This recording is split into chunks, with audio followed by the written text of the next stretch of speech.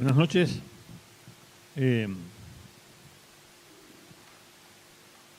Abran la Biblia, hermanos, en el Evangelio según San Mateo, capítulo 26.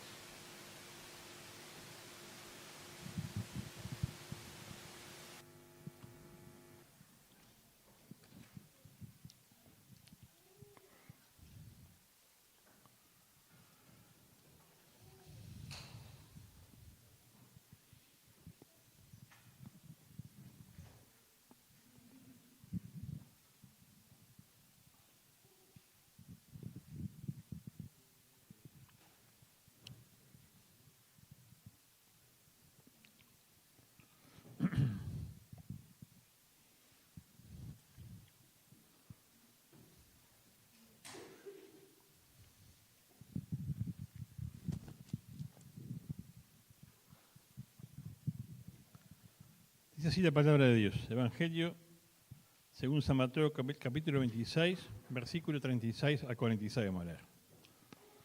Entonces llegó Jesús con ellos a un lugar que se llama Getsemaní. Y dijo a sus discípulos: siéntense aquí, entre tanto que voy allí y oro. Y tomando a Pedro y a los dos hijos de Zebedeo, comenzó a entristecerse y a angustiarse en gran manera. Entonces Jesús les dijo: mi alma está muy triste hasta la muerte. Quédense aquí y velen conmigo. Yendo un poco adelante, se postró sobre su rostro, orando y diciendo: Padre mío, si es posible, pase de mí esta copa, pero no sea como yo quiero, sino como tú. Vino luego a sus discípulos y los halló durmiendo, y dijo a Pedro: ¿así que no han podido velar conmigo una hora? Velen y oren para que no entren en tentación. El espíritu a la verdad está dispuesto, pero la carne es débil. Otra vez fue y oró por segunda vez diciendo: Padre mío, si no puede pasar de mí esta copa sin que yo la beba, hágase tu voluntad. Vino luego otra vez y los halló durmiendo, porque los ojos de ellos estaban cargados de sueño. Y dejándolos, se fue de nuevo, se fue de nuevo y oró por tercera vez, diciendo las mismas palabras. Entonces vino a sus discípulos y les dijo: duerman ya y descansen. He aquí, ha llegado la hora, y el Hijo del Hombre es entregado en mano de pecadores. Levántense, vamos, vean, se acerca el que me entrega. Vamos a leer algo en Evangelio según San Lucas, capítulo 22, aunque la base es este.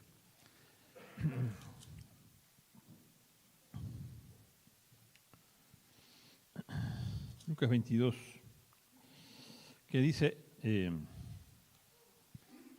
Lucas 22, ¿dónde fue?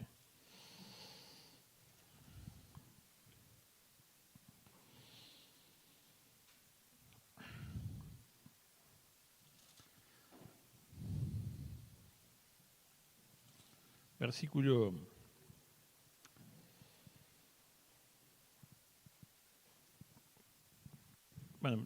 41, dice, vamos a leer todo.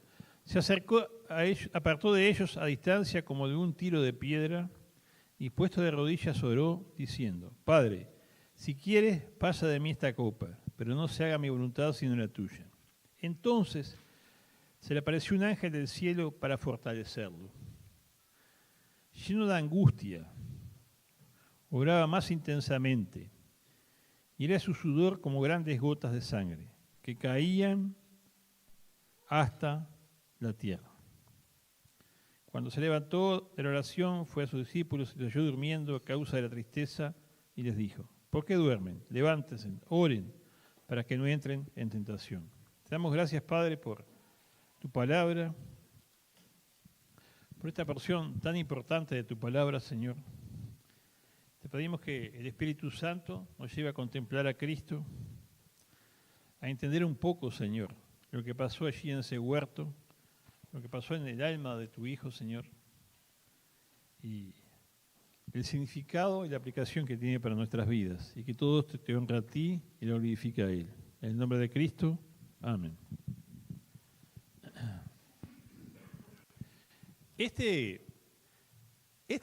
La porción de la palabra que leímos es muy profunda y tiene una importancia muy grande en la salvación nuestra. Por supuesto, es un pasaje que hay que darlo en más de un domingo, porque tiene una enseñanza que no se puede pasar rápidamente por arriba. Pero es tan complejo, tan difícil, porque el Señor es a la vez Dios y hombre, ¿verdad? Es Dios y hombre para siempre. Siempre ha sido Dios nuestro Señor. El Verbo preexiste, no tiene origen, es eterno. En el principio era el Verbo, y por él fueron hechas todas las cosas, ¿verdad? Antes de que algo fuese, él ya era. Siempre existió en forma de Dios. Pero en un tiempo en la historia, por el designio de la voluntad de Dios, el Verbo se hizo carne para siempre también. Entonces ahora Él es a la vez y para siempre Dios y hombre. Son verdades profundas, pero muy importantes entenderlas. Es Dios y hombre para siempre. Y claro, cuando uno lo contempla y cuando mira la Escritura, llega hasta cierto punto y después no puede avanzar más. Si lo miras superficialmente, todo parece muy fácil, porque es por arriba. Pero cuando te metes adentro, no puedes avanzar más. Este que estaba allí orando era Dios hecho hombre. No era un hombre sencillamente, era Dios hecho hombre, el Verbo hecho carne. Vimos su gloria como el unigénito del Padre, lleno de gracia y de verdad. El Verbo fue manifestado en carne. Grande es el misterio de la piedad. Dios fue manifestado en carne. Cuando los hijos de Dios estemos en el cielo y vamos a ver a Dios, al que vamos a ver es a nuestro Salvador Jesucristo.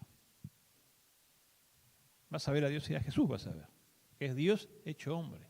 Es el que es revelado por Juan, a través de Juan, por el Espíritu a través de Juan, en el libro del Apocalipsis.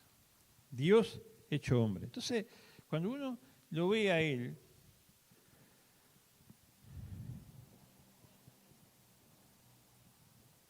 y ve lo que pasa aquí, y empieza a mirarse en esto como si fuera un espejo, uno ve que Jesús se angustia. Jesús se angustia. Es un hombre que se angustia. Un hombre terriblemente apesadumbrado. Y bueno, ese es nuestro Salvador. Eso experimentó Él en el Calvario, en el Getsemaní. Les quiero decir que acá Él hizo esta oración que repite 3 veces: Padre, si es posible, páseme esta copa, pero no se haga como yo quiero, sino como tú. Y también que se postró de rodillas para orar de esta manera, pero después, y que se angustió de esta forma, pero después, cuando avanza la noche, cuando Jesús se pone de pie y le dice, bueno, ahí está el que me entrega. Ya bien, está ahí. Ya no hay, este tipo de emoción de angustia no se refleja de nuevo. Es esto que pasa aquí. Aquí se define nuestra salvación. Aquí el Señor decide que sí. Ya lo había decidido, pero acá ora a Dios y sujeta su voluntad a la del Padre, dice que sí quiere salvarnos. Y vamos a profundizar un poquito más en eso, pero yo quiero ver cómo ora el Señor. que pensemos en nosotros cuando oramos. Porque Él es el modelo nuestro. Ejemplo les dejé para que sigan mis pisadas. Y lo primero que quiero compartir con ustedes, porque por supuesto yo voy a hablar de la parte, de la parte profunda que tiene que ver con que Él quiere cargar nuestros pecados. Pero lo primero quiero decirles, ¿hay alguien más santo que el Señor? ¿Hay alguien más perfecto que el Señor? ¿Hay alguien más completo que el Señor? Nadie. Sin embargo, el Señor se angustió, hermanos. El Señor que siempre estaba ministrando y sirviendo a otros, ahora Él necesita ser confortado. ¿Se dan cuenta que así, no? ¿Están de acuerdo con esto que digo? Él siempre estuvo a disposición de otros, pero ahora, en virtud de lo que va a enfrentar nuestro Salvador, necesita ser confortado, necesita ser acompañado, necesita ser comprendido, necesita ser apoyado. Pero el Señor necesita eso. Y vieron que Él va con 11 discípulos, que son los 11, porque uno ya, Judas, ya venía a entregar al Señor, ya no estaba entre los 12. Y se acerca al huerto de Getsemaní, que es un lugar donde había olivos, y Getsemaní quiere decir prensa de olivo.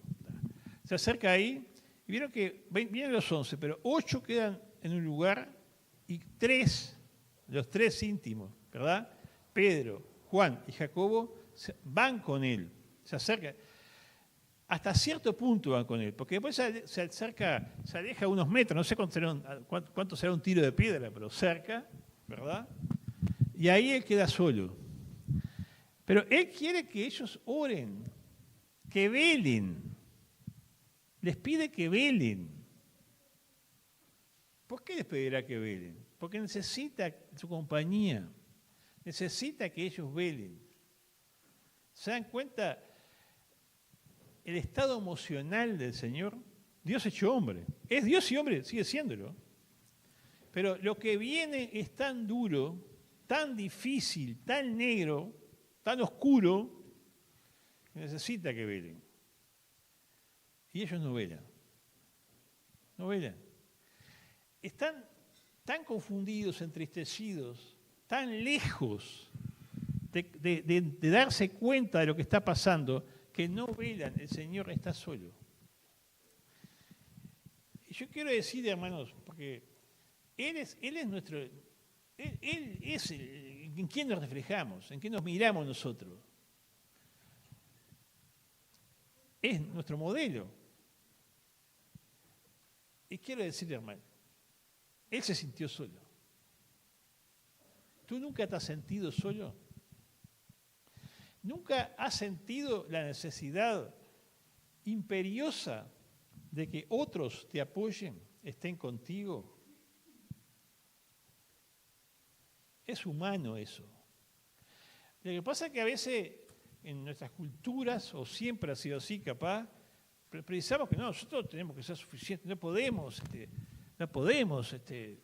débiles, no podemos experimentar, necesitamos la compañía de otros. Necesitamos la compañía de otros. A veces llegamos a situaciones en que precisamos la compañía de otros. Desesperadamente la precisamos. Disculpen que lo diga así. Y a veces los otros nos quieren, porque esos tres que amaban al Señor, nos quieren, pero no pueden percibir el estado nuestro y no nos acompañan. Y no es por indiferencia, es porque no pueden. Entonces yo quiero decirte, mira, no es pecado de ninguna forma sentirte angustiado como el Señor se sintió. No es pecado sentir la soledad.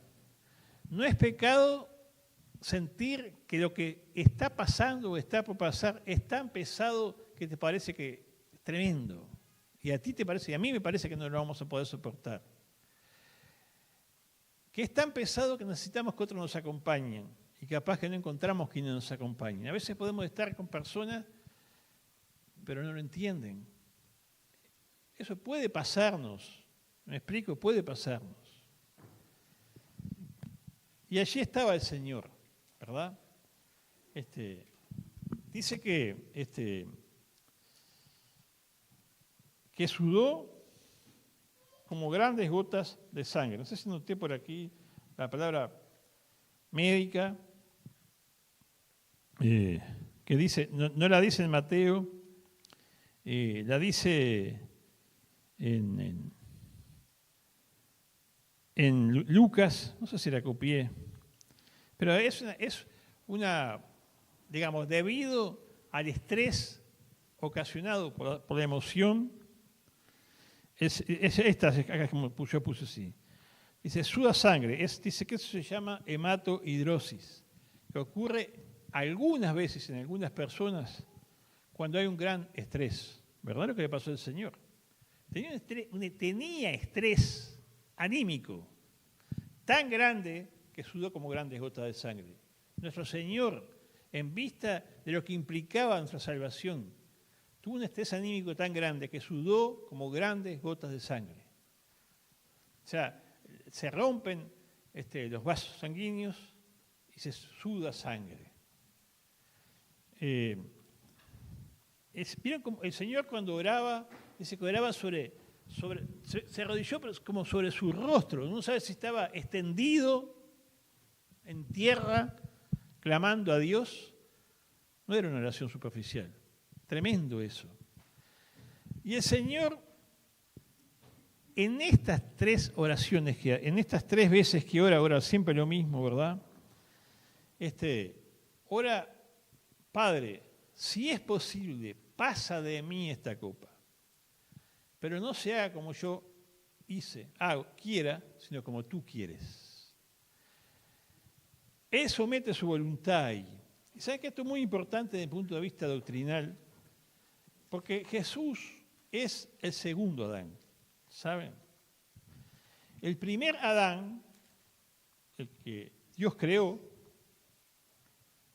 no voy a leerlo porque ustedes conocen la historia de Génesis capítulo 3. Pero cuando el Señor le dijo, de todo árbol del huerto podrás comer, pero del árbol de la ciencia, del conocimiento del bien y del mal, no comerás, porque si comes, morirás. Y entonces, cuando estuvo ante el desafío que le planteó Satanás, de que comiera ese árbol, comiera el fruto de ese árbol, se planteó la disyuntiva en Adán de someter su voluntad a la voluntad de Dios o hacer su propia voluntad. ¿Me explico? El primer Adán fracasó y no se sujetó a la voluntad de Dios. No sujetó su querer al querer de Dios, sino que hizo su propio querer, su propia voluntad. Eso hizo Adán. Y el pecado entró en el mundo. Y con el pecado, la muerte y el dolor que ocasiona el pecado. El tremendo dolor, el tremendo sufrimiento que ocasiona el pecado. Y acá está Jesús, por cargar en la cruz ese pecado que ocasiona el dolor, la muerte y el sufrimiento. La culpa del pecado. Y entonces, cuando está ahí, porque vamos a verlo un poco después, pero él iba a tener que cargar sobre sí mismo el pecado nuestro, lo horroroso del pecado. El pecado es horroroso. Vieron que a veces nosotros cuando miramos a otro que ha hecho una cosa horrible, nos parece espantoso hablar de ese tema, de lo que hizo. El Señor iba a cargar el pecado de esa persona que nos parece horrible. pero también iba a cargar nuestros pecados, que son horribles. Nosotros queremos olvidar, que tratamos de justificar de distintas maneras y que disimulamos y escondemos y que tratamos de olvidarnos y no de mirarlo.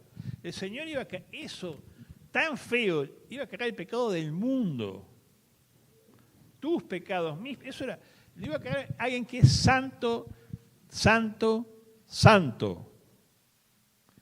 Alguien que jamás pudo pecar, porque no podía pecar, pero él iba a cargar sobre sí mismo como si fuera su propio pecado. Iba a sufrir las consecuencias de la separación de Dios que el pecado implica. Eso fue lo que le ocasionó una tremenda angustia. Y él dice, si es posible, si hay una forma de salvar al hombre distinta que esta, no se haga mi voluntad sino la tuya. Uno dice, ¿cómo si es Dios? Pero lo que pasa es que es hombre. Y no era duda, era que no fue fácil para el Señor morir en la cruz. No fue fácil. Y es mucho más que el dolor físico, hermanos. Porque muchas personas han sido gravemente torturadas. Uno sabe. El ser humano es especialista en causar dolor. Y por supuesto que el dolor de la muerte en la cruz era espantoso. Los romanos eran unos asesinos. Eso sí que eran terroristas de Estado. ¿Verdad? Hacían cosas horribles. Y por supuesto que le dolió al Señor, por supuesto que sí. Pero lo que más le dolía era la separación espiritual, que es lo que digo, hablo con mucha prudencia de esto. Y por eso él oraba así. Y por eso él sujetó su voluntad a la voluntad de Dios. Esa fue la victoria de él, cuando dijo, sea.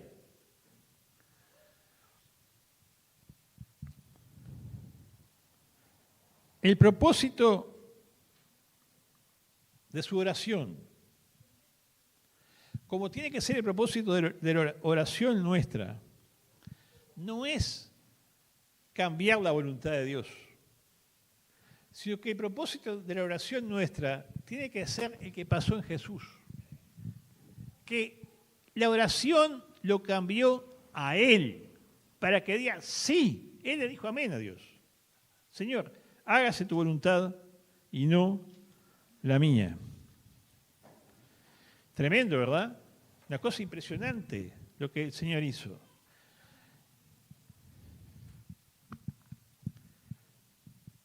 Getsemaní fue un lugar de muerte de yo. ¿Entienden lo que digo? Él murió a su yo.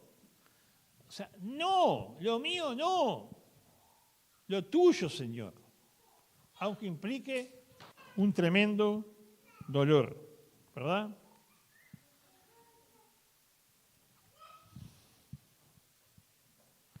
En Getsemaní, Jesús no tenía a otro a quien acudir sino a Dios, ¿verdad?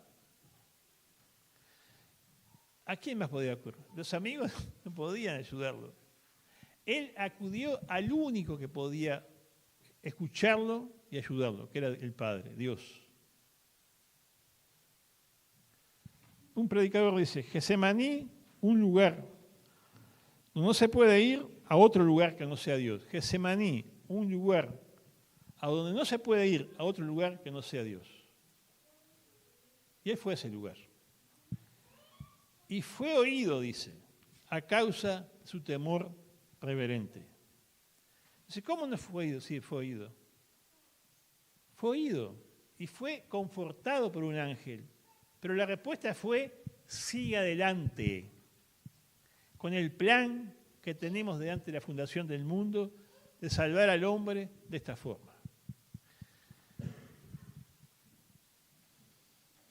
Y nosotros oramos también a veces. Y a veces queremos que las oraciones nuestras sean todas, que digan sí a nuestra voluntad. Yo quiero entrar en esto porque sé que hay mucha gente que ora mucho. No es nuestra voluntad, es la voluntad de Dios. El querer de Dios no es lo que yo quiero, es lo que Dios quiere.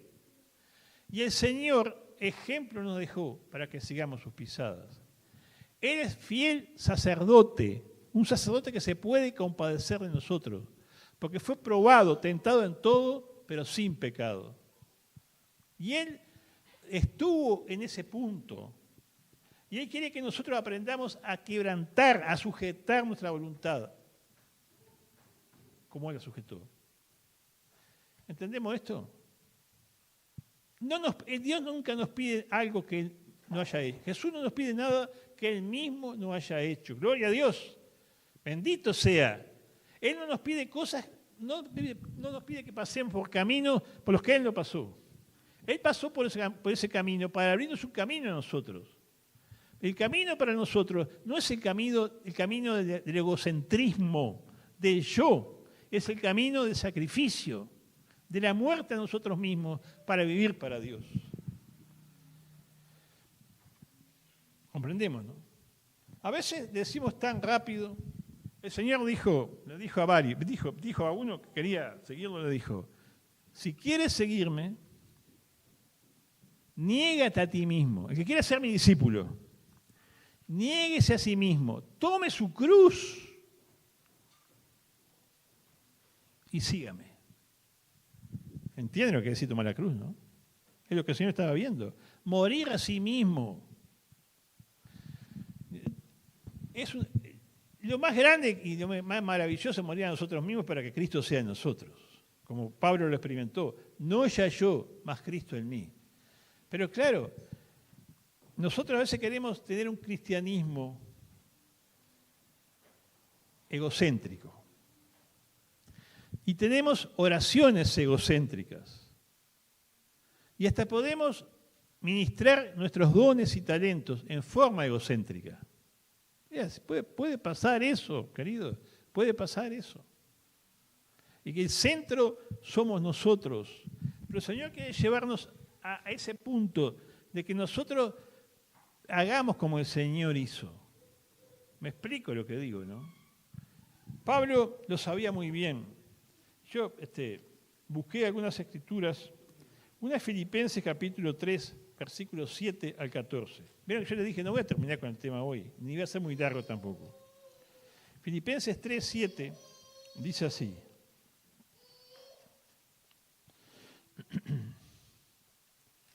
Y por supuesto que es la vida que el Señor quiere que tengamos, ¿no? Dice 3:7. Cuantas cosas eran para mí ganancia, las he estimado como pérdida, como basura, por amor de Cristo. Y ciertamente aún estimo todas las cosas como pérdida, por la excelencia del conocimiento de Cristo Jesús. Mi Señor, por amor a Él lo he perdido todo y lo tengo todo por estiércol, para ganar a Cristo y ser hallado en Él, no teniendo ni propia justicia que se basa en la ley, sino en la que se adquiere por la fe en Cristo. La justicia que procede de Dios y se basa en la fe. Quiero conocerlo a Él y el poder de su resurrección y participar hasta llegar a ser semejante a Él en su muerte. Si es que de alguna manera logro, y dice el versículo 12, no es que lo haya alcanzado, sigo por ver si logro ser asido, para lo cual he sido, logra hacer aquello para lo cual también fui asido por Cristo Jesús. Dice, tengo como pérdida, dejo lo mío, no me la creo, mis méritos los dejo por el camino, me niego a mí mismo, mis títulos académicos, mis profesiones, es Cristo. O sea, yo sé que el Señor va a usar todo lo que tenemos, pero no me baso en eso, no me glorío en eso, renuncio a eso. Es muy profundo lo que dice Pablo. Y Pablo había experimentado en 2 Corintios capítulo 12 la respuesta a su oración, que justamente tiene que ver con lo que estamos hablando. Dice que él 3 veces, capítulo 12, ¿no? 3 veces oró que le quitaran un aguijón de la carne, que era como un mensajero de Satanás que le daba cachetazos y lo humillaba. Y Jesús le dice, 2 Corintios 12, 9, Y me ha dicho, bástate mi gracia, porque mi poder se perfecciona en la debilidad. Por tanto, de buena manera me gloriaré más bien en mis debilidades para que repose sobre mí el poder de Cristo. Por lo cual, por amor a Cristo, me gozo en mis debilidades, en insultos, en necesidades, en persecuciones, en angustias. Porque cuando soy débil, entonces soy fuerte. ¿Se dan cuenta que tiene que ver con lo que estamos viendo? Vemos que logro transmitir que es lo que estamos viendo, de que negarse a sí mismo. Siempre ha sido un desafío vivir como un discípulo de Cristo. Siempre. Pero en este tiempo capaz que más todavía. Los hermanos que viven en países donde hay persecución, que son muchos, porque como hemos reflexionado otras veces, los cristianos siempre hemos sido perseguidos. No en todas partes, pero la iglesia de Cristo siempre es una iglesia perseguida.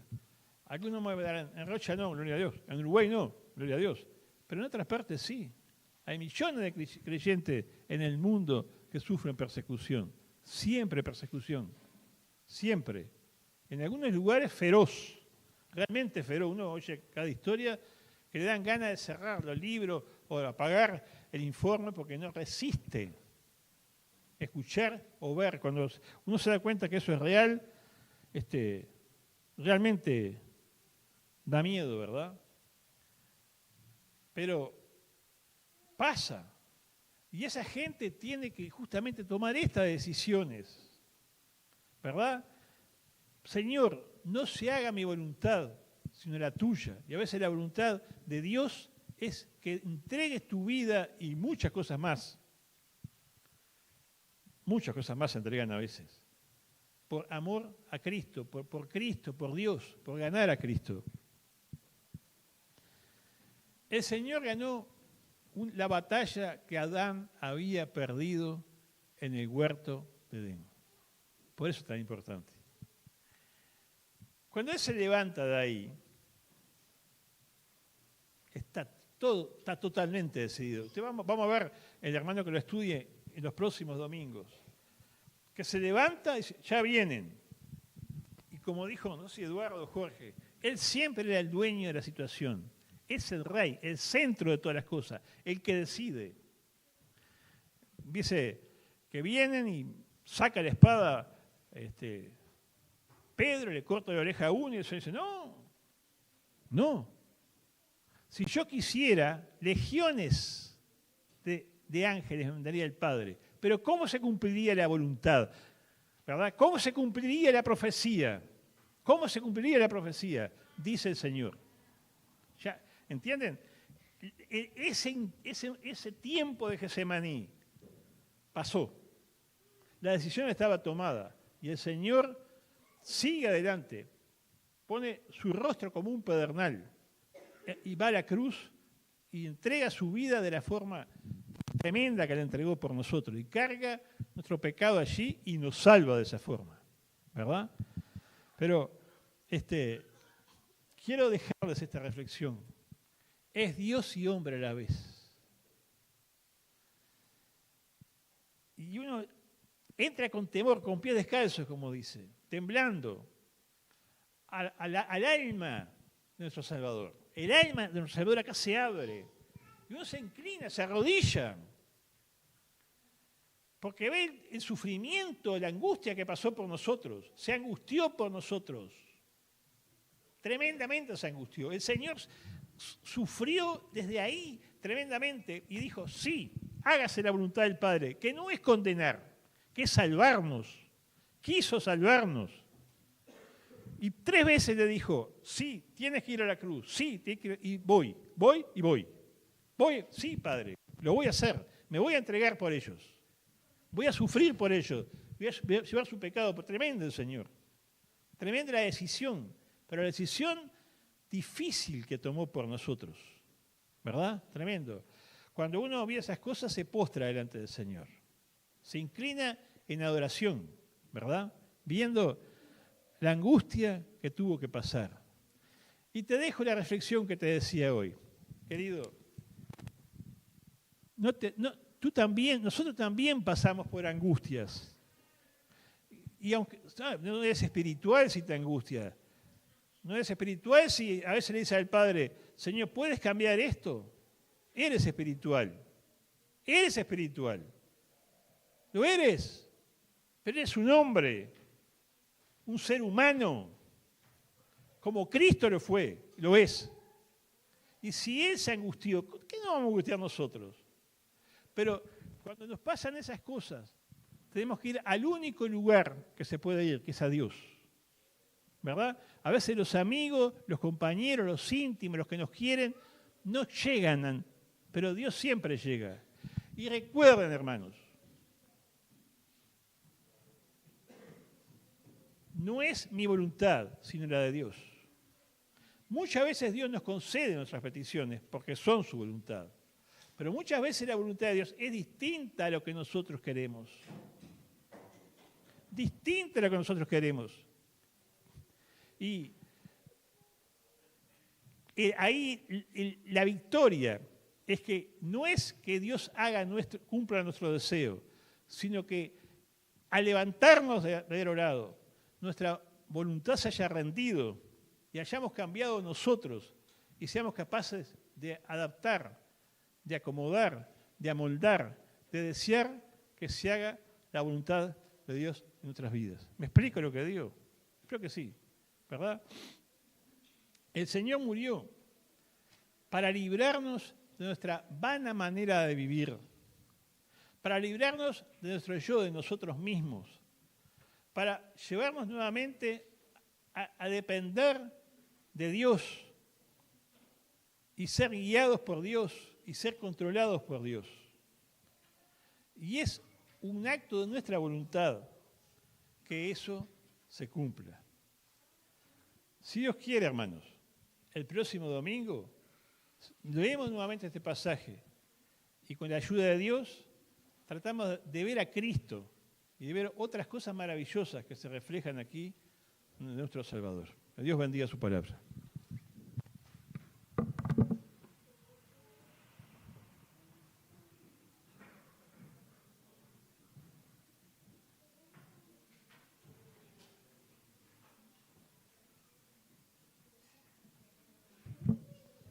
Gracias, Roberto. Invito a los músicos que van a ir pasando. Quizás hoy hay alguien que está lejos de Dios, como lo decía, quizás hoy hay alguien que no conoce a Jesús, ese Jesús que sí, que tomó la decisión de ir a la cruz, pero Jesús murió por ti, murió por mí y quiere permanecer en tu vida.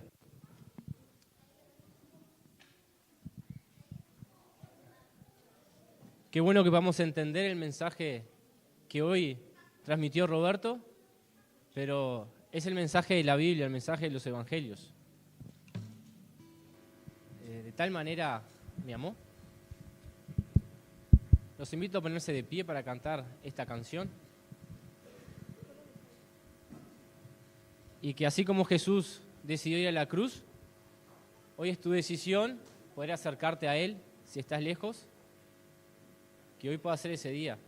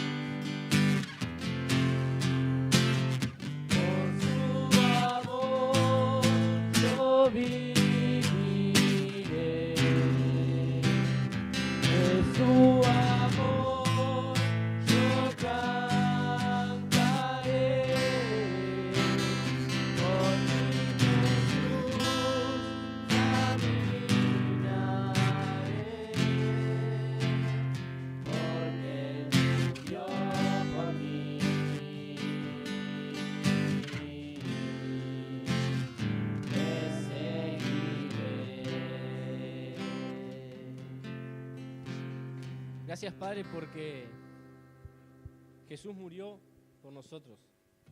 Gracias porque siguió tu plan. Gracias porque decidió y cumplió tu voluntad. Gracias por eso. Gracias porque hoy podemos cantarte, alabarte. Y gracias porque ahora a continuación con la cena vamos a recordar ese triunfo allí en la cruz. Gracias, Señor. En nombre tuyo. Amén. Pueden tomar asiento. Recordar los horarios de las reuniones. Les pido que se dispersen lo menos posible. Así pasamos a continuación a la cena. Domingo, escuela dominical. Domingo a las 19 una reunión como esta y a continuación la cena. Los martes, hora 20, reunión de oración. Sábado 18:30, adolescentes. Y los sábados 20 y 30, reunión de jóvenes acá. Como les dije, a continuación la cena.